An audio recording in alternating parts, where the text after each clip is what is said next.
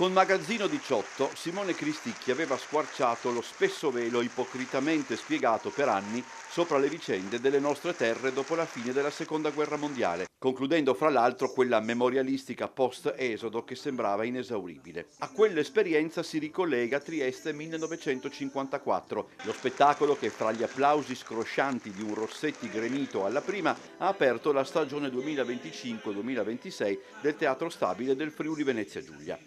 Concepito lo scorso anno quale uno dei contributi per commemorare il ritorno della nostra città all'Italia, Trieste 1954 affronta un argomento decisamente più leggero rispetto a quello attorno al quale ruotava lo spettacolo precedente. E perciò, nel raccontare dei 9 anni dal 1945 al 1954, può permettersi persino qualche passaggio ironico che non sempre tutto il pubblico comprende. Si lascia scappare misteriosamente una riflessione sui moti del 1953 che però, per non suonare come un pugno nello stomaco, avrebbe comportato una completa riconsiderazione del testo. Poco male, di fronte al successo, queste rischiano di suonare come bagatelle del recensore, che nulla tolgono al coinvolgimento emotivo, diverso rispetto a quello che una decina e più di anni fa mandava più spettatori a casa coi lucciconi, palpabile anche grazie ad una serie indovinata di retroproiezioni e ad un apporto musicale, con l'orchestra e il coro del Verdi, che propone, fra i tanti brani,